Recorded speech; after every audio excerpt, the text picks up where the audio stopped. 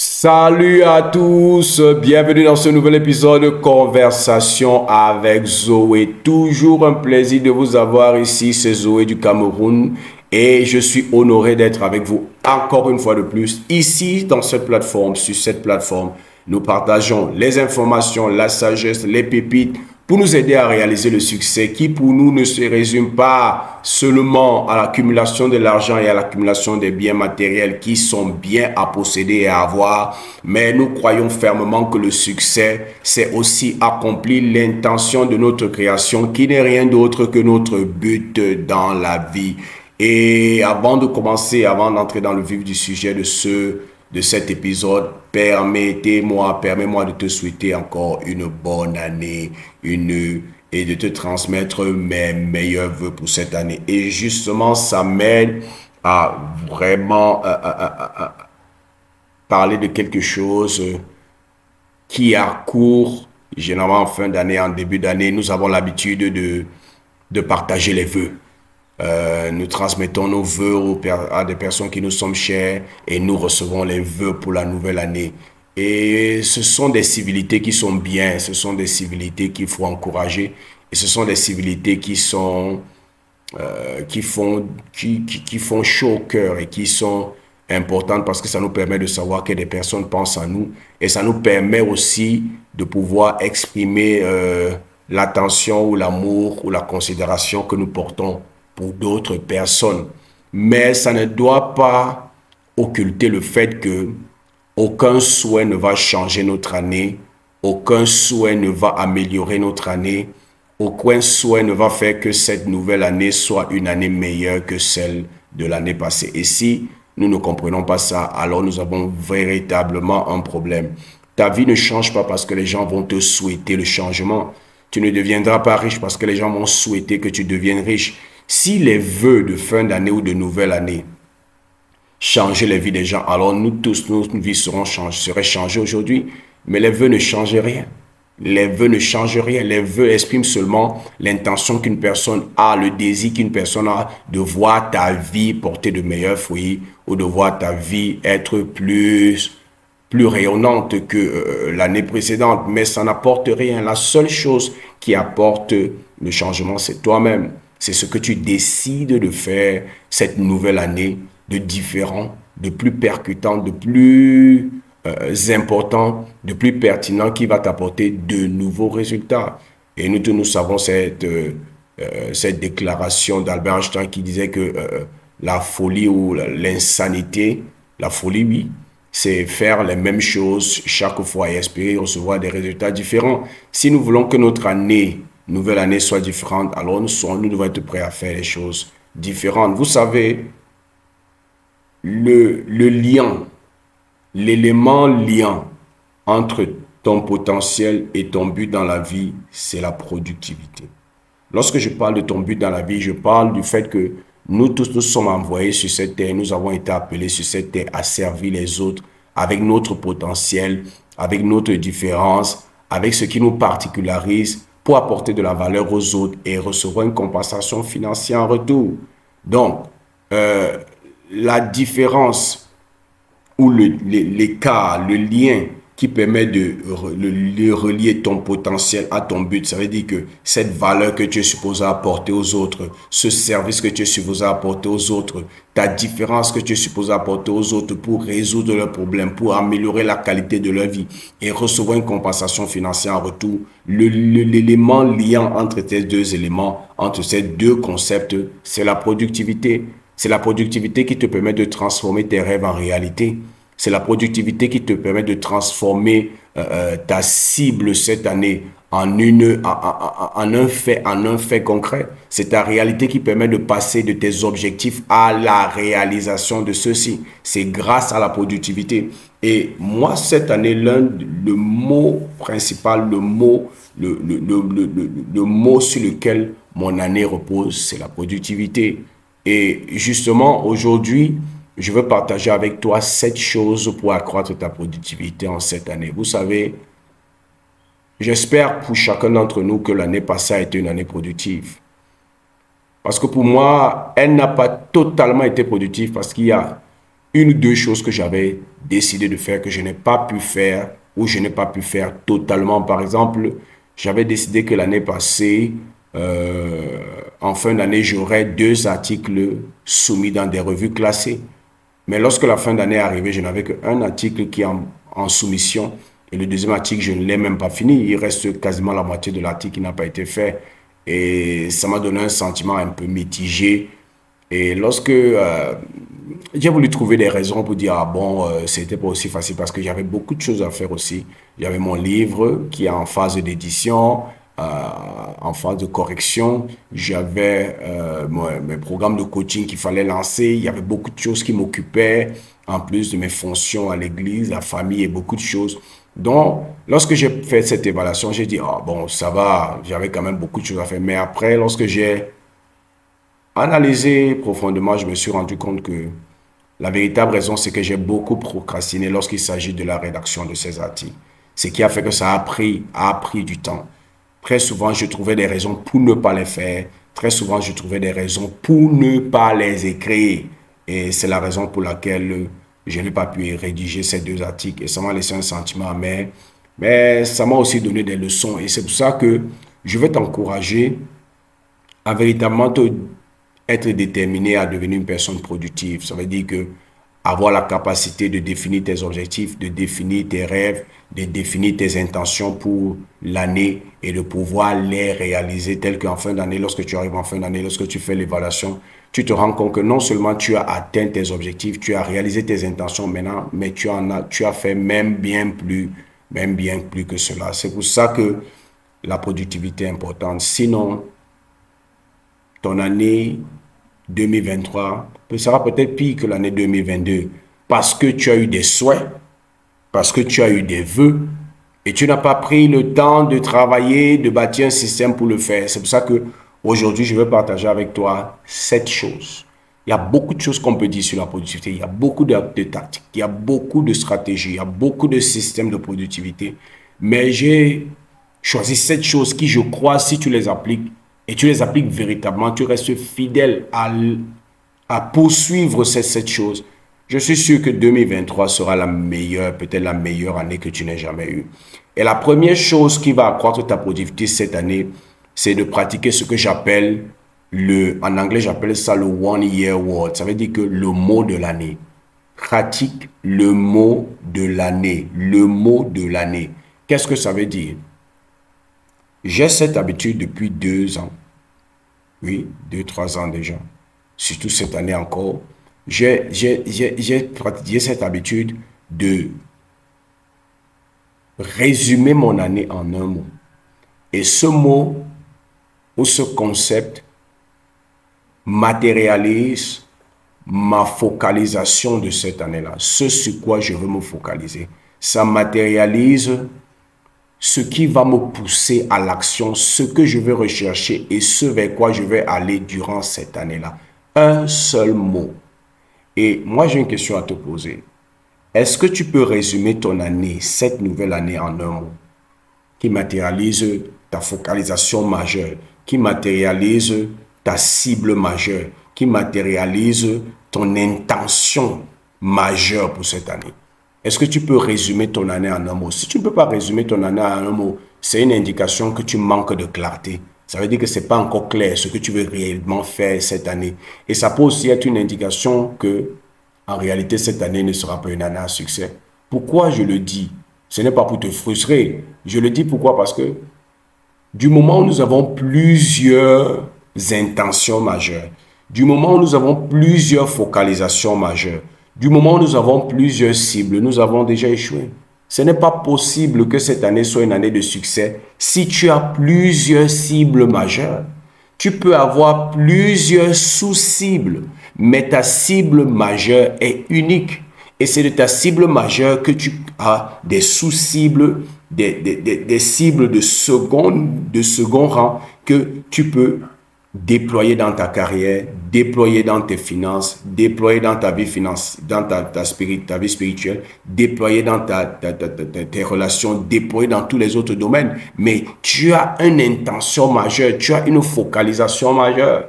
Et si tu ne peux pas résumer ton année en un mot, alors tu as du travail à faire. Et c'est là que tu dois commencer. C'est ça que tu dois commencer à faire. Tu dois commencer par définir ton mot de l'année. Ça, c'est la première chose à faire. La deuxième chose que je veux que tu pratiques pour accroître ta productivité cette année, c'est que tu puisses, comment est-ce que je dis ça? En anglais, on dit break it down. Tu puisses transformer ce mot de l'année en objectif quotidien. Vous savez, pour avoir une vie de succès, il faut avoir des années de succès. Pour avoir une année de succès, il faut avoir des mois de succès. Pour avoir un mois de succès, il faut avoir des semaines à succès. Et pour avoir une semaine à succès, il faut avoir des jours à succès. Ça veut dire que plus j'ai des jours réussis, plus mon année sera réussie. Parce que c'est ça que les gens ne comprennent pas. Il ne s'agit pas de dire seulement, voici ce que je veux réaliser cette année, voici mon rêve cette année, voici mon objectif cette année, voici mon intention cette année. Il faut que tu puisses transformer cette intention en objectif quotidien, en objectif hebdomadaire, en objectif de semaine, en objectif de mois. Beaucoup de personnes arrivent à déconstruire leur cible majeure en objectif mensuel, mais très peu vont jusqu'à établir des objectifs quotidiens qu'ils doivent accomplir chaque jour. Mais c'est là où la différence se fait. C'est là où les personnes à succès se démarquent de ceux du reste. C'est parce que chaque jour, elles ont des objectifs quotidiens. C'est important, des objectifs spécifiques, des objectifs mesurables, des objectifs qu'elles peuvent atteindre, des objectifs réalistes, des objectifs qui sont limités dans la journée. Si tu n'as pas ça, ça sera difficile que tu puisses suivre le jour tes différents progrès. Beaucoup de personnes disent que voilà ce que je vais accomplir cette année, mais après un mois, elles ne peuvent pas te dire à quel niveau de progrès elles se trouvent. Est-ce qu'elles ont avancé? Est-ce qu'elles sont dans le bon rythme? Est-ce qu'à ce rythme-là, elles vont finalement atteindre leur intention majeure? Est-ce qu'à ce rythme-là, elles vont finalement atteindre leur cible majeure? Elles ne peuvent pas te dire. Pourquoi? Parce qu'elles n'ont pas d'objectif quotidien. Elles n'ont pas d'objectif qu'elles suivent jour après jour. Et laissez-moi vous dire ceci. Ce que tu ne peux pas mesurer, tu ne peux pas améliorer. Ce que tu ne peux pas mesurer, tu ne peux pas ajuster. L'intention, c'est quelque chose d'abstrait. Ton intention de l'année, ton rêve de l'année, ton but de l'année, c'est quelque chose d'abstrait.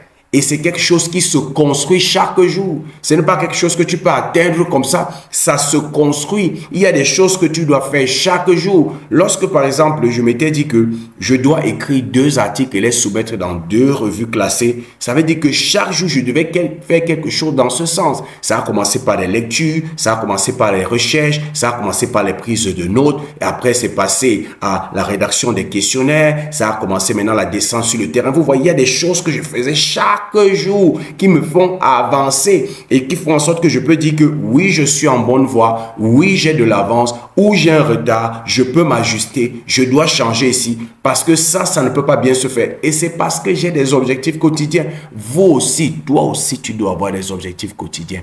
Tu dois te définir des objectifs chaque jour. Quand tu te lèves, tu dois avoir des objectifs dont la réalisation va te permettre d'avancer vers l'objectif majeur, l'intention majeure et la focalisation majeure que tu as définie par le mot de l'année. C'est important de le savoir.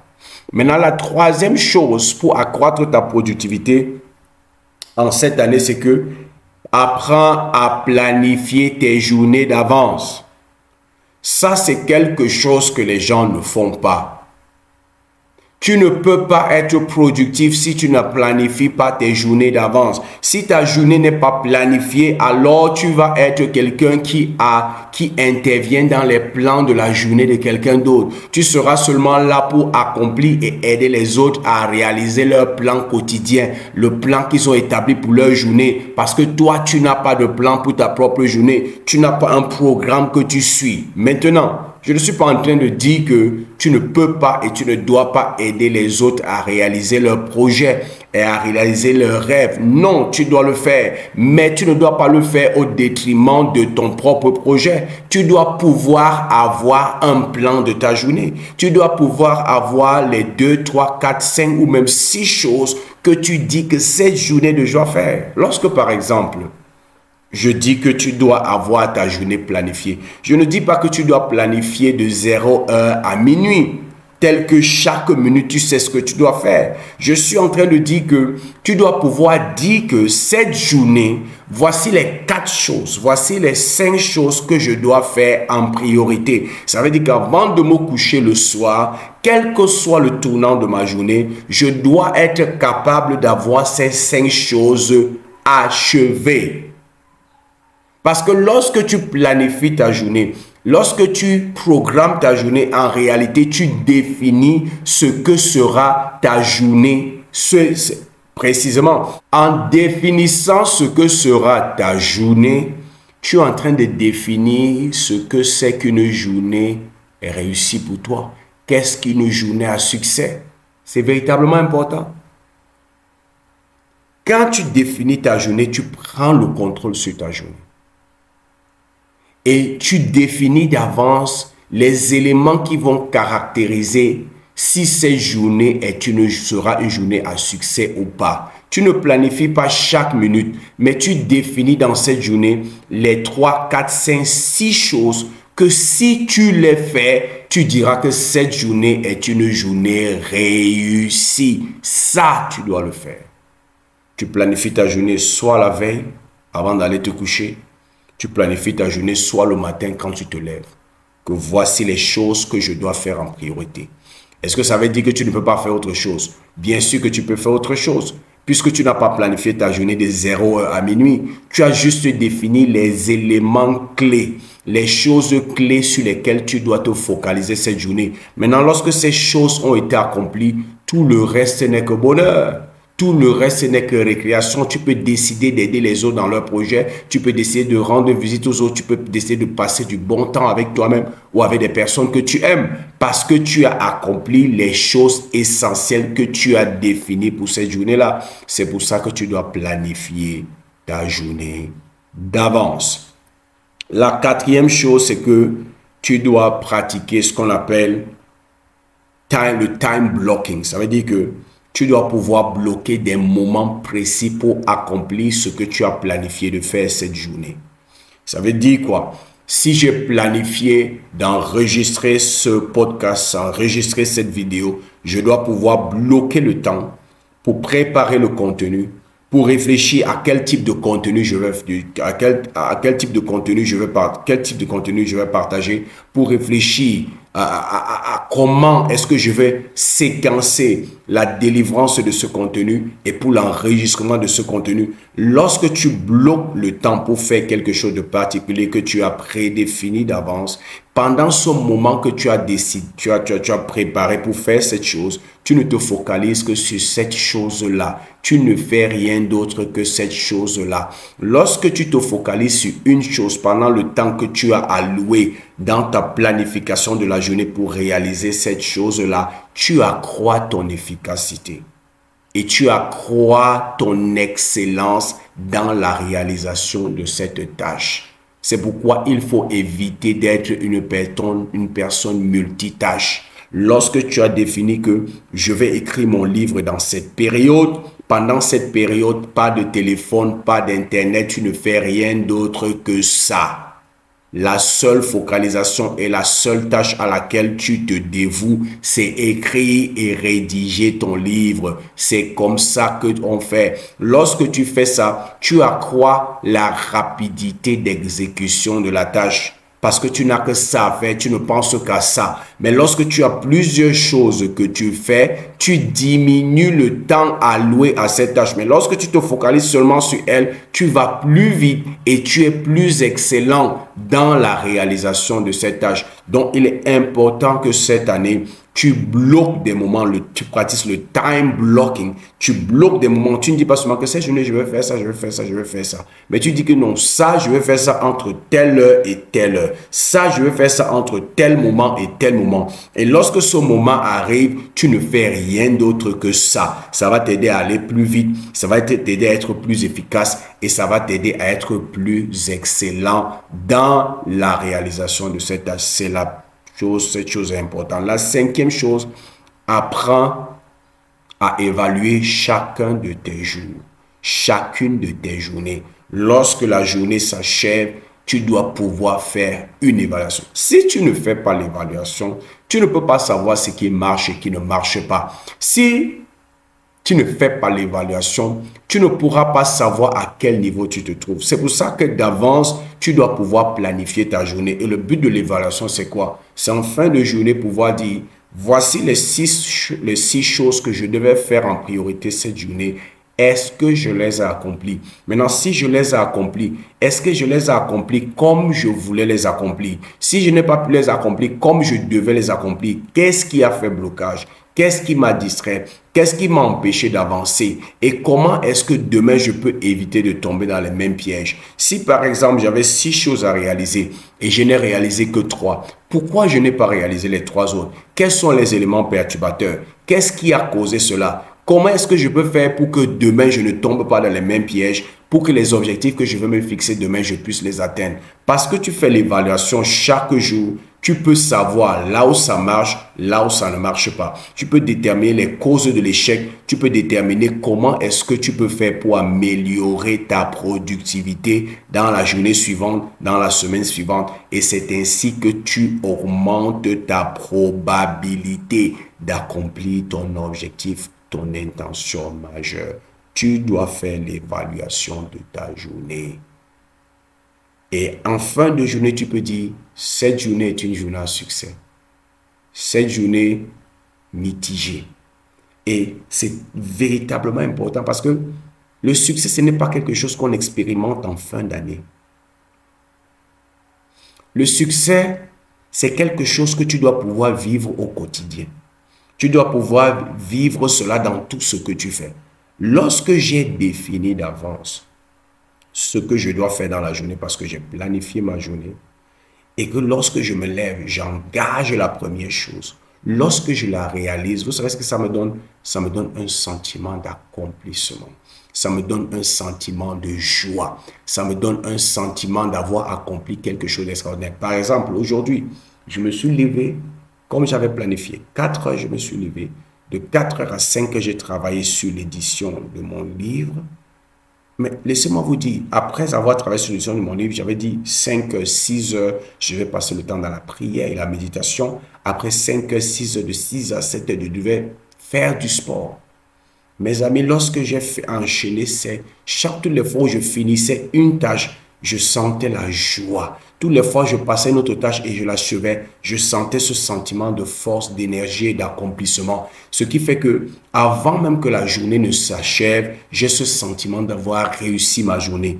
Et c'est ça que tu as besoin de faire. Tu as besoin d'expérimenter le succès, pas à la fin d'année, mais chaque jour. Pas seulement chaque jour, mais pendant que tu accomplis chaque tâche, tu dois pouvoir avoir ce sentiment d'avoir réussi, d'être une personne à succès parce que ce que tu as planifié de faire, qui t'aide à réaliser ton intention majeure pour l'année, tu l'as réalisé. Et lorsque la journée finit, tu auras ce sentiment que tu as progressé, tu as avancé. Tu n'es plus là où tu étais en début de journée parce que tu as avancé selon le programme que tu t'es prédéfini et tu auras ce sentiment d'avoir réussi, d'être une personne à succès. Et ça fait que même si ton objectif, ton intention majeure n'est pas encore réalisée, tu n'es pas frustré. Tu ne te vois pas comme une personne à échec qui a échoué parce que toutes ces différentes réalisations t'aident à comprendre que tu es une personne qui réussit chaque jour, tu es une personne qui vit le succès parce que tu progresses chaque jour vers la réalisation de ton intention majeure. C'est important de penser à ça. Fais l'évaluation en fin de journée. Vois ce qui n'a pas marché. Rectifie, ajuste, tire les conclusions pour que demain tu sois encore plus efficace. La sixième chose, c'est quoi? C'est qu'il faut apprendre à te récompenser. C'est-à-dire que lorsque tu réalises des choses, apprends à te récompenser. Par exemple, moi, des fois, lorsque je me lève le matin, je finis mon livre, je fais le sport, je prie et j'accompagne les enfants à l'école. Quand j'accompagne les enfants à l'école, quand j'accompagne les enfants à l'école et je reviens, je me repose un peu. Après, je tombe dans ma recherche. Généralement, quand je finis tout ça là, je me donne le temps de pouvoir me relaxer, de pouvoir prendre du bon temps, de pouvoir et prendre plaisir. Généralement, ce que je fais, c'est quoi? Lorsque je réalise toutes ces choses, des fois, je me donne 1 heure et je me divertis devant un bon jeu vidéo parce que je dis, je l'ai mérité. Oui, je prends 1 heure devant le jeu vidéo, je joue. Si je suis seul, je joue. Si y a mes enfants, je joue à mes enfants parce que je dis, je l'ai mérité. Je peux prendre ces 1 heure-là, je m'en vais, je cause avec mon épouse, on discute, on se relaxe, je mange quelque chose, je fais quelque chose qui me donne ce sentiment qui me donne ce sentiment que c'est une récompense parce que je suis resté focalisé et j'ai respecté l'emploi du temps que j'ai élaboré pour ma journée. Donc, il faut que tu apprennes et c'est très important de se donner ce genre de récompense parce que ça nous motive encore à toujours faire mieux. Parce que lorsque je sais qu'à la fin de ce que je fais, j'ai une récompense, ça me pousse encore à travailler, ça me motive encore à respecter ce que j'ai décidé que je vais faire cette journée-là. Donc, il faut que tu apprennes à te récompenser, à te féliciter, à te permettre des moments de joie, des moments de plaisir parce que tu as réalisé quelque chose d'important. Maintenant, ça devient très dangereux lorsque tu te donnes des moments de plaisir alors que tu n'as rien réalisé. Parce que c'est aussi ça qu'il faut savoir. Tu ne peux pas te donner ces moments de plaisir alors que tu n'as rien fait. Tu as dit que cette journée, voici ce que je vais faire, voici ce que je vais faire, voici ce que je vais faire. Tu n'as rien fait de tout cela, mais tu te livres à des activités ludiques, tu te livres à des activités qui te produisent le plaisir alors que tu n'as rien réalisé. Les personnes à succès ont développé cette capacité à se permettre des plaisirs après avoir réalisé des choses qu'ils ont décidé qu'ils devaient réaliser cette journée-là pour accroître leur productivité et les aider à avancer vers la réalisation de leurs intentions majeures. La septième chose qui va t'aider à accroître ta productivité en cette année, c'est de pratiquer un sommeil de qualité. Beaucoup de personnes croient que la productivité, c'est quelque chose qui tombe juste des nues comme ça. Quand on parle de productivité, ça fait intervenir ton énergie, ça fait intervenir ton attention, ça fait intervenir ta volonté, ça fait intervenir toutes ces choses qui te permettent de rester focalisé. Parce que pour rester focalisé sur une tâche que tu as décidé de faire, tu utilises beaucoup de volonté pour pouvoir mettre de côté toute autre chose qui essaie de te distraire, le pouvoir de la volonté. C'est grâce au pouvoir de la volonté que tu peux dire, je ne réponds pas au téléphone maintenant, je ne lis pas mes mails maintenant, je ne regarde pas la télé maintenant, je ne fais pas ceci maintenant et je me concentre sur la tâche que j'ai décidé de réaliser. Et des études ont démontré que une mauvaise qualité de sommeil influence négativement le pouvoir de ta volonté. Ça veut dire que la volonté est un pouvoir, c'est comme une énergie. Et nous pouvons accroître ce pouvoir, nous pouvons diminuer ce pouvoir. C'est comme une batterie de téléphone qui est chargée. Nous pouvons être à 100% de le pouvoir de notre volonté, nous pouvons être à 25%. Et le sommeil aide à recharger notre pouvoir de notre volonté, à recharger le niveau de notre énergie, à recharger le pouvoir de notre attention. Et c'est ça qui nous aide à pouvoir dire, je vais faire ceci et je reste sur ce que j'ai dit. Je fais fi de toute autre distraction parce que mon énergie est à son top et je peux résister à toute adversité et à toute distraction. Mais pour que cela arrive, il faut que je pratique une bonne qualité de sommeil. Il faut que j'ai une bonne qualité de sommeil. Donc, je dois faire des recherches dessus pour savoir comment améliorer la qualité de mon sommeil. Et En passant, j'ai un épisode sur comment améliorer la qualité de ton sommeil parce que la qualité de ton sommeil influence ta productivité et ta productivité va déterminer si oui ou non tu vas réaliser ton rêve dans la vie. Donc voici les 7 choses que je voulais partager avec toi pour accroître ta productivité en cette nouvelle année. Parce qu'il n'est pas question seulement de faire des souhaits. Il n'est pas seulement question de recevoir des vœux. Il faut être productif pour pouvoir transformer nos intentions en réalité. J'espère véritablement que tu as obtenu de la valeur de cet épisode. Si tu nous regardes sur YouTube, n'oublie pas, laisse-nous un commentaire. Aime cette vidéo, partage-la avec qui tu sais peut être intéressé par ce type de contenu. Vous savez, notre objectif, c'est de toucher encore des millions de personnes et nous comptons sur vous pour pouvoir le faire. Nous sommes déjà reconnaissants pour tout le travail que tu as accompli pour partager ces épisodes et partager ces vidéos et ces podcasts. Si tu nous écoutes sur podcast, justement, laisse-nous un commentaire, laisse-nous une revue, partage, fais connaître le podcast. Je compte sur toi et j'espère que tu as pris du bon temps avec moi. Et je te souhaite encore une bonne et heureuse année 2023. Surtout, une année pleine de productivité. N'oublie pas, suis ces 7 éléments que je t'ai donnés et tu es en train d'aller vers la réalisation de l'une de tes meilleures années. Comme j'ai l'habitude de dire, c'était Zoé du Cameroun et je te souhaite le succès